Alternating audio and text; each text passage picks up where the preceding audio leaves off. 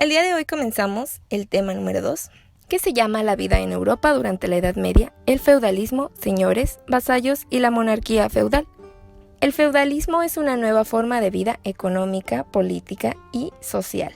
Comenzó en el siglo número 10, estamos hablando del año 900, y tuvo el mayor auge y éxito en el siglo XIII, estamos hablando del año 1200. Las personas que lograron tener esta forma de vida vivían en la región de Francia, Alemania, Italia, Inglaterra y España. ¿Y a qué se dedicaban? Pues las personas trabajaban por contratos. Había un señor que tenía el poder de todas las tierras, se le llamaba el señor feudal. Y habían quienes la trabajaban, ellos eran los siervos o vasallos. El poder y la riqueza de las personas dependían de la cantidad de tierras bajo su dominio. Los señores feudales eran los encargados de vigilar que esas tierras fueran poderosas y cultivables, porque recuerda, en el feudalismo una de las actividades económicas importantes era la agricultura. Y los vasallos o siervos respondían a ese favor a través del trabajo. No les pagaban. Recibían una parte mínima de las cosechas y el resto se la entregaban al señor feudal. Ahora te voy a pedir que pongas atención porque vas a realizar la actividad número 2 y es muy importante que sepas encontrar la información en tu libro de texto. Estamos hablando de un nuevo tema que puedes localizar en tu libro en la página número 87 y 88. En tu libreta, elabora una tabla y define cuáles son las características de cada uno de los integrantes de la sociedad feudal. Cuando hayas terminado, puedes seguir viendo este video. Como lo pudiste observar, en el llenado de la tabla existían diferentes grupos jerárquicos dentro de la sociedad. Recuerda que la jerarquía es ir de lo más importante a lo menos importante.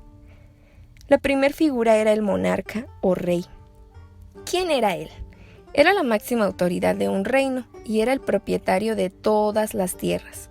Obtenía los bienes y el dinero de los feudos y disponía de vasallos para que pudieran luchar en su nombre en tiempos de guerra. Cuando el rey moría, uno de los familiares heredaba el trono. ¿Quiénes eran los que recibían esas tierras que tenía el rey? Los vasallos.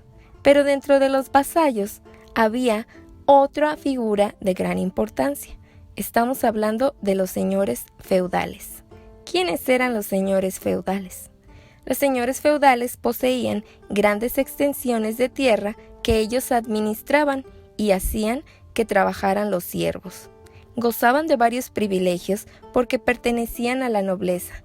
Por ejemplo, ellos no pagaban los tributos. Recuerda que un tributo es como pagar impuestos. ¿Y quiénes trabajaban para los señores feudales? Los campesinos. Los campesinos eran los integrantes de la sociedad que constituían el sector más numeroso de toda la población. Se ocupaban de las labores del campo y sus viviendas eran muy humildes. Algunos campesinos eran libres, pero otros debían de servir al señor feudal de por vida. Y los beneficios que obtenían a cambio de ese trabajo eran la protección. Los señores feudales tenían a su cargo una gran cantidad de personas que trabajaban para ellos y los campesinos obtenían las cosechas. ¿Qué hacían con ellas? Las cosechas las repartían. La mayor parte le correspondía al señor feudal, quien a su vez se la enviaba al rey. De allí, una parte de la cosecha se le entregaba a la iglesia. A esto le llamaban el pago del diezmo. Y posteriormente, lo que quedaba, que era una parte mínima, se repartía entre los campesinos.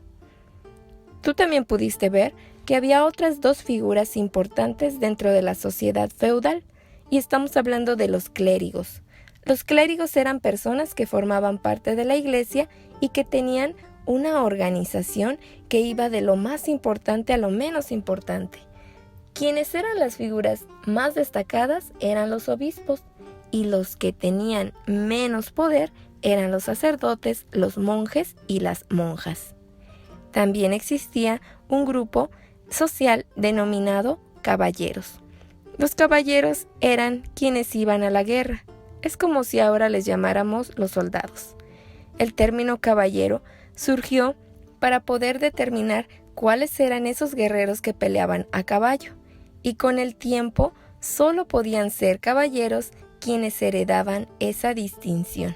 Por esa razón, fueron quedando pocos dentro de la población. Todo esto es la organización social. La sociedad feudal era una sociedad demasiado dividida entre los que tenían mucho y los que tenían poco. Otro tema importante del que tenemos que hablar son las actividades económicas que realizaban las personas durante la Edad Media. Como ya lo vimos en el resumen, la agricultura era la actividad económica más importante del feudalismo. Las familias campesinas eran demasiado numerosas y vivían todas en un mismo espacio denominado aldeas. La aldea estaba encargada de controlar el acceso a los bienes de uso común. Si tú no pertenecías a esa aldea, tenías que ir con el señor feudal y solicitar su permiso para poder vivir en esa área. Otro aspecto interesante del feudalismo era el trabajo infantil, pues este era muy común. Anteriormente, la sociedad feudal consideraba que los niños podían y debían cumplir con el trabajo para poder sobrevivir todos juntos. Los niños desde los 8 años ya podían ser pastores y a los 10 años ya trabajaban igual que los adultos. Las niñas desde los 5 años ya podían empezar a trabajar en las labores domésticas y por esta razón se casaban muy jóvenes.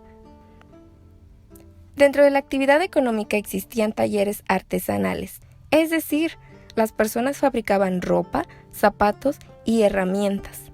La mayor parte de la población pues no tenía recursos para poder comprar muchas cosas porque todo lo manejaban por medio de trabajo.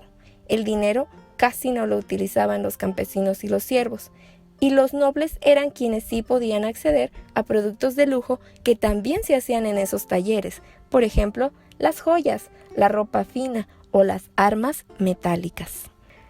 Alrededor del siglo X aumentó el comercio entre los reinos europeos.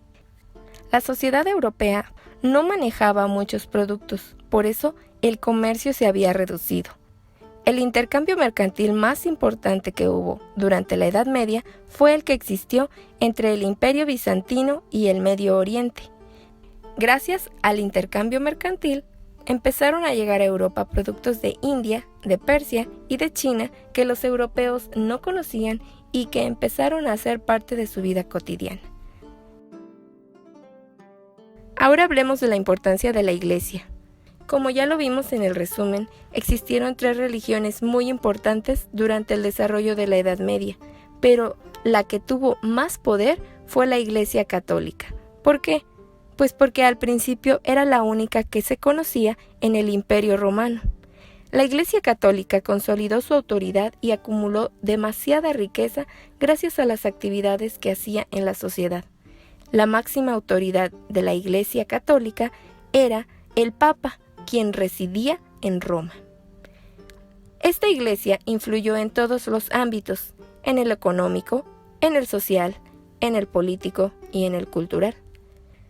Determinaba las actividades de la vida cotidiana, por ejemplo, los rituales para el nacimiento, el matrimonio y las defunciones. Los clérigos tenían gran influencia en sus comunidades. Por ejemplo, los obispos podían tomar decisiones en conjunto con los señores feudales.